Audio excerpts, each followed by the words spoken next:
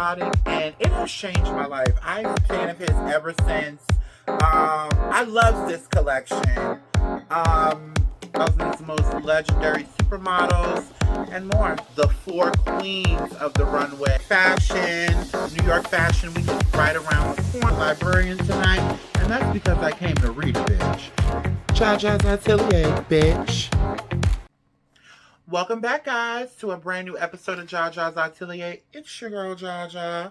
How was everybody's Easter? I love seeing all of y'all pictures. Your kids look so cute. You guys look so fabulous. I, however, spent Easter very low-key in my bed watching Xena Warrior Princess. I piddle-paddled around the glam room a little bit, got on my sewing machine. I also got a visit from two of my very best friends. Shout out to Adrian and Lily. We had a good time. The reefer was in the air and the tea was on the floor, honey. I didn't really eat anything special either. I'm trying to, listen, you see this skin and I barely have any makeup on, honey. So I've been trying to just drink my water, not eat so much meat. So I just stuck to my chicken and my salmon and my jasmine rice and my mixed vegetables and my lemon water. But I did cheat a little bit and buy 2 boxes of those apple turnovers at Food Line. I don't know what they put in those things, but damn, they was good. And I haven't had one in so long. If you guys have not had those apple turnovers out of the bakery and Food Line, make sure you check it out and tell them Jaja sent you. Also, to my trans brothers and sisters, happy TDOV, which if you guys didn't know, was Transgender Day of Visibility, which leads me to my first story. So let's get into it. So of course, President Joe Biden and Vice President Kamala Harris, both released well wishes through their social media for Easter, but they also recognized Transgender Day of Visibility, which I saw them post this. I follow them on both of my social media platforms, which I only have 2. So I don't have TikTok no more. So all y'all that follow me on TikTok, hey, y'all better come over here. You ain't taking no money out of my bank account. Sorry.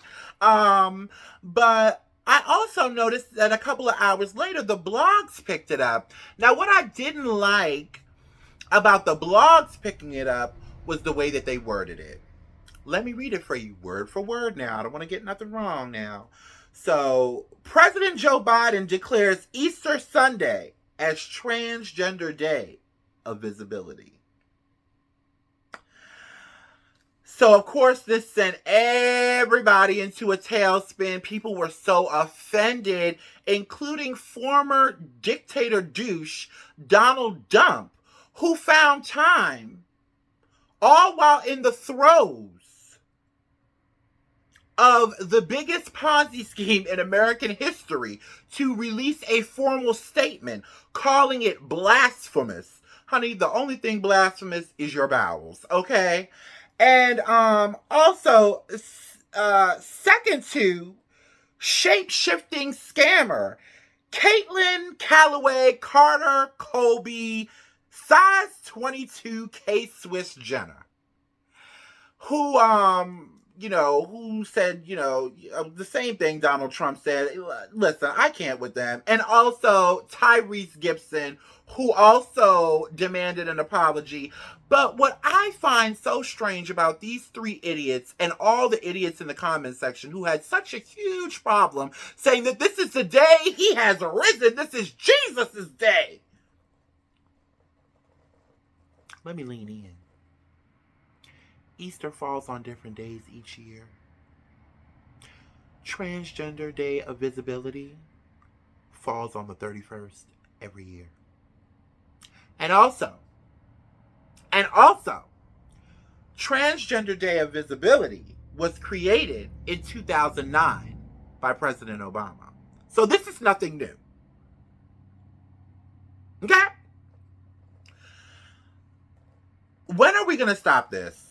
When are we going to stop this? Because for real, now y'all just look stupid. Now y'all really just look stupid. Do y'all like my glasses? Shout out to Adrian. He left them over here, and I was like, boo, you left your glasses. And listen, he never came and got them.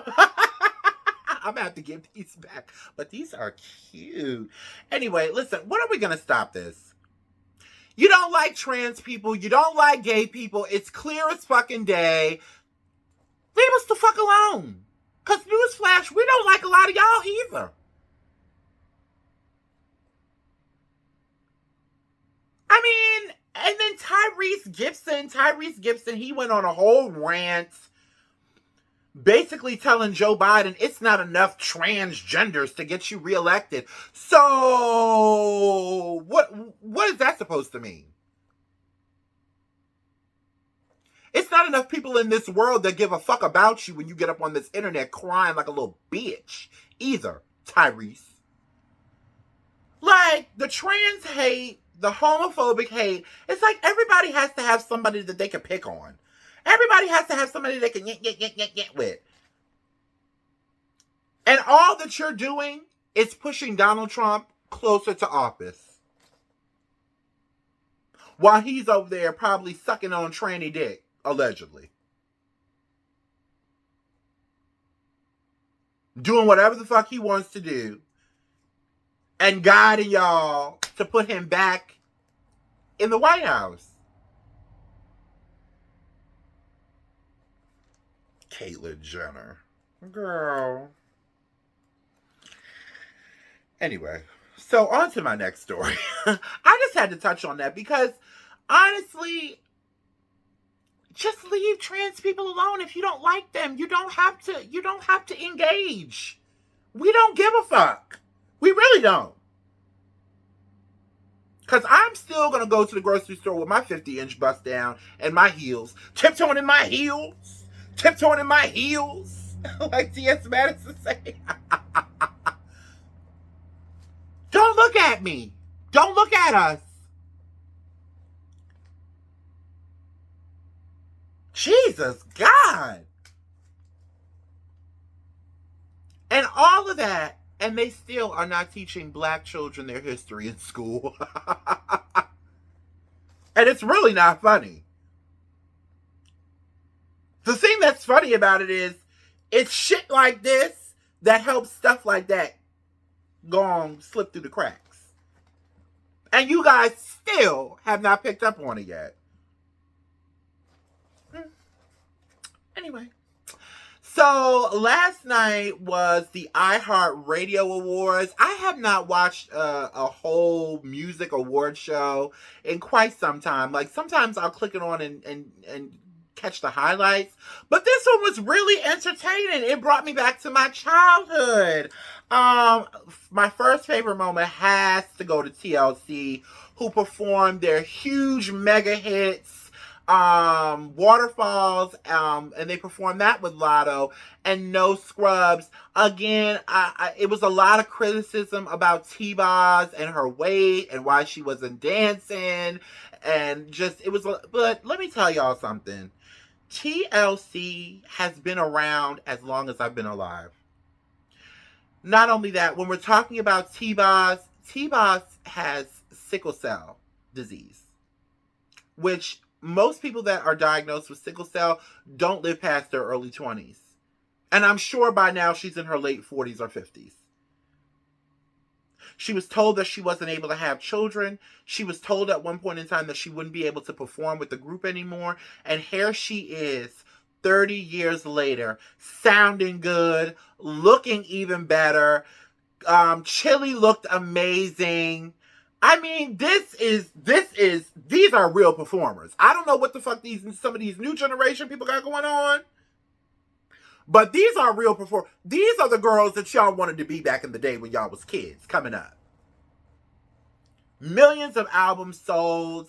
And, you know, even after the untimely death of Lisa Left Eye Lopez, they have still managed to keep on going. They're touring. And I'm so glad that they finally got their flowers in this way. Because, surprisingly, we don't hear about them too much.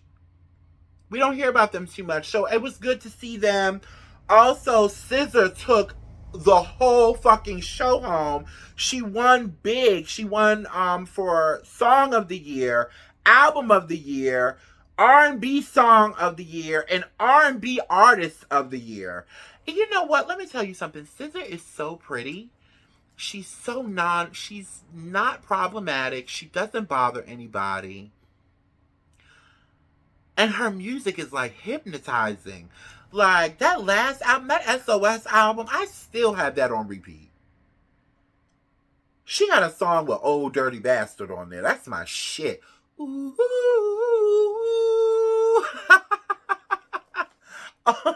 So huge congratulations to you, SZA. Also, honey, Beyonce stole the show. I don't know what nan other bitch had on. Once I saw Beyonce in that Versace cowboy getup, honey, it was rugged. It was glamorous. Look at this. Look at this bitch. Y'all, we in for a whole host of looks by a plethora of designers they're gonna give so many variations of cowboy core, as the fashion girlies call it. Honey, it's gonna blow our minds. I got a photo shoot in my head bouncing around that I want to do, dedicated to Beyonce and the country movement, honey. Because I do live in the country, but I am a Jersey girl. Anyway, and also Beyonce was presented the Innovator Award by the iconic, legendary Stevie Wonder, who at 73 looks fucking good, okay? Listen, to be presented an award by Stevie Wonder, that's major. Beyonce is our generation's Michael Jackson. I said it. I have not seen this kind of level of stardom and artistry and talent since Michael Jackson. And what I like about Beyonce too is, again, Beyonce watches Jaja Atelier. I'm convinced, because she's more in person. She's out. She's about. I saw a clip of her talking to a little girl and talking to fans after the show. Like, Beyonce has heard your cry. She's like, all right, bitch, I'm coming. Damn.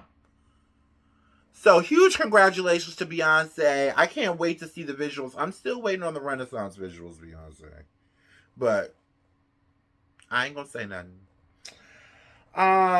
So also Cher performed with Jennifer Hudson. Jennifer Hudson. I love Jennifer Hudson, but what happened to her voice? Was it just a bad night? The last couple times I've seen her sing, it's just like a whole lot of yelling. A whole lot of yelling and screaming. But she looked the fuck good. Now, Jennifer did, those titties were sitting, okay? She looked damn good. Ooh.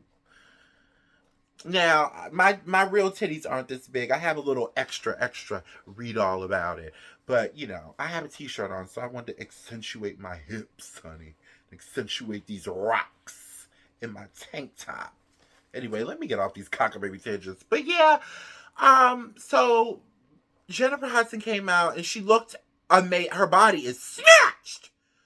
Hair was snatched. Everything, the look, everything.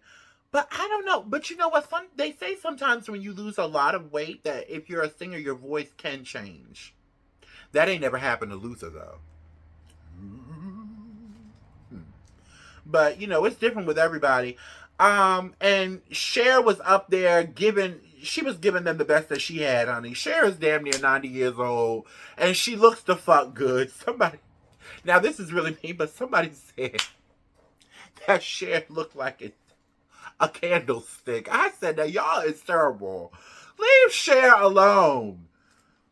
Look at her. She is trying her damnedest.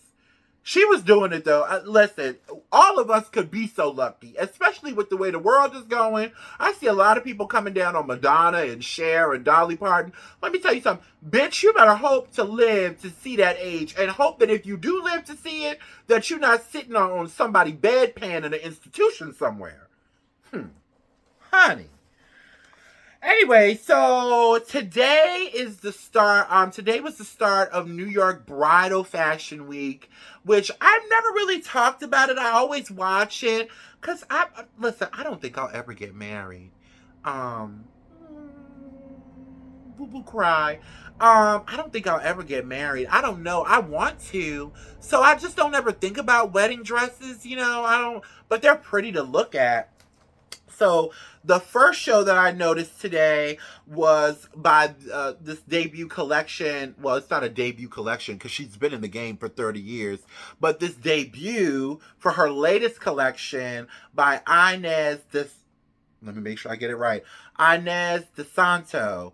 Now, as I said, she's been in the game for over 30 years. She is the queen of wedding and evening gown wear, as well as Vera Wang. I loved it. It was so. I love that we're getting back to those voluminous, big princess dresses. I mean, it's it's just so romantic, which was also the title of the collection.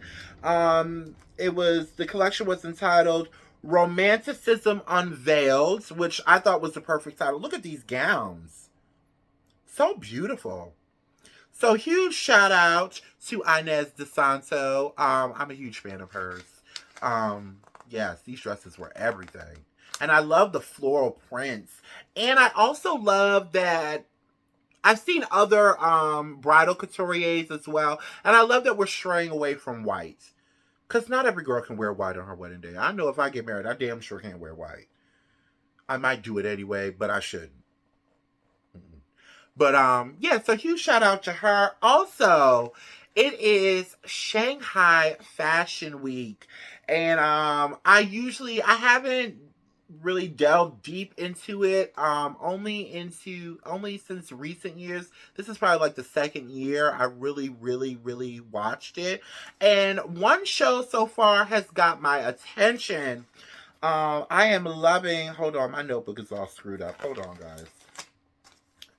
Okay, I am loving Shu Shu Tong. I love this collection. It was so whimsical. I love the layering. It's kind of giving a nerdy, quirky, granny aesthetic, but it's also very glamorous. And quite as it's kept, it also looks like they're poking fun at conservative styles of dress. It's like very quirky, but it's also like it's got a conservative base to it, but it's layered with quirkiness. And I like that. I like that. They're not taking it so serious. So huge shout out to them. Now guys, today was going to be a short episode. Okay. But, there's this whole thing going on with P. Diddy. And a lot of people have been waiting on certain people to speak out. And the mother of his son, Justin Combs, has spoken out, but not in the way a lot of people wanted her to. She was basically talking about the way the police handled her sons and the overzealousness of how they went in and raided Diddy's homes while his sons were there. And her main concern with speaking out this time was the children. And she also claimed his other son, King Combs, that he has with the dearly departed Kim Porter as her own as well. So she wasn't just talking about Justin, she was talking about both of them. She alleges that there were lasers put on them, a gun to one of the back of their heads. But listen, as a I'm not a black mother, but as a black mother, I completely understood where she came from. I saw a lot of people like, oh girl, this ain't about color, this ain't about that. It is about color. They are being overzealous because he is a rapper. They are being overzealous because he's a billionaire black man. But Misa, where there's smoke, there's fire. I think, yes, we can point out all day that the way that these boys were treated was just absolutely, it didn't have to go down that way. And I don't know if I mentioned this, but I also don't like the body cam footage that was released of the inside of his home after it was raided. We didn't need to see that. We didn't see that for Harvey Weinstein. But I always say, when you are black in America and you decide to break the law, it is like playing Russian roulette. You don't know what hand the judicial system is going to give you. And unfortunately, in this situation, everybody around him is now being looked at with the side eye.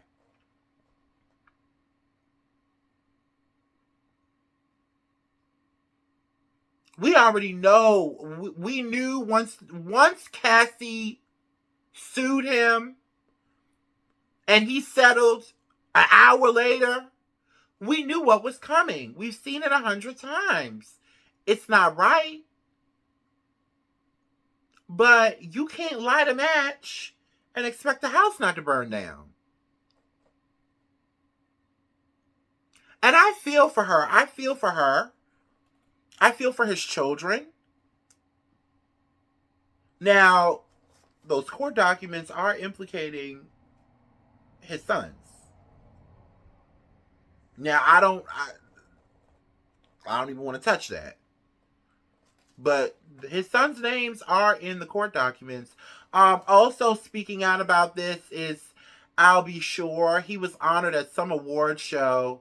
And, he said a few things. He's also reached out to Diddy's oldest adopted son, Quincy, who is biologically I'll Be Sure's son. Telling him he can come home and it's safe. Listen, you could have called him for all of that. But listen, I'll Be Sure has a story to tell. And I would like to hear it. I would like to hear what he has to say. He recently came out of a coma that he is alleging was brought on by something done allegedly by Diddy. Or that Diddy allegedly had somebody do something to him that caused him to have a stroke. So I believe that he has a story to tell. Listen, everybody that had started at Uptown Records, Andre Harrell, Heavy D, Kim Porter, they're all gone. He's the only one left that can really tell the story. I am looking at him a little sideways, though, because I'm like, well, how did he end up adopting your son? I've always wondered that. I mean, it ain't none of my goddamn business, but I'm just nosy. I mean, this story just continues to keep on and keep on and keep on and keep on. I mean, I'm just praying for the children, especially his daughters. And I did not know until last week, well, a couple of days ago, that he has an infant child. Where the hell did this little girl come from? She's cute as a button. But I didn't know that he had a baby. I thought his youngest were the 3 girls. It's so many moving parts of the story, and it's so many people involved. And it's the people that are involved are people that everybody is a fan of. Everybody loves Mary J. Blige. You gotta look at, I'm looking at little Kim kind of sideways. I mean, I'm just so confused. And then with the Nickelodeon thing, and excuse me, but how come y'all ain't went around with the paddy wagon and picked up old fat ass red belly Dan Schneider yet?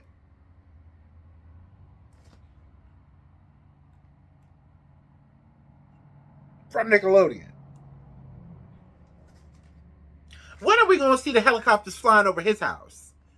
Because the pain that he inflicted on everybody around him was just ridiculous.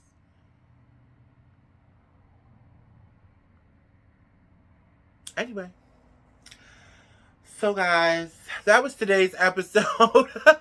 It went by really quick, but I told y'all I was going to come back.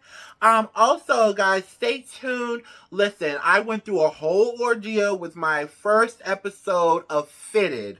Now, I have regained all of the content from that episode because I filmed it in different segments, and now I have to edit it. So I'm going to do this episode first. I'm going to probably upload this one first. And if I can upload both of them, they'll both be there Wednesday. So, again, I'm sorry for the delay. I have so much stuff going on. But I'm loving YouTube. I'm loving YouTube a little more than I'm liking, like, regular social media. Like Instagram and stuff. Like, Instagram is, like, becoming really toxic. It's so much hate on there, and they say there's community guidelines, but it all depends on what they believe and their beliefs and all of that, it's just too much. Why is everybody so angry? Does everybody just need some dick or some coochie or some reefer? What is going on? Jesus. But you know what? We're just going to keep on pushing through. We're going to keep on pushing positivity. Not P, but positivity. And we just have to tune out the noise, guys. Let's just tune out the noise and live our life because it's burning up around us. So we might as well enjoy it before it goes straight to hell. Anyway, guys, I love y'all. I'll see you in a couple of days. Ciao.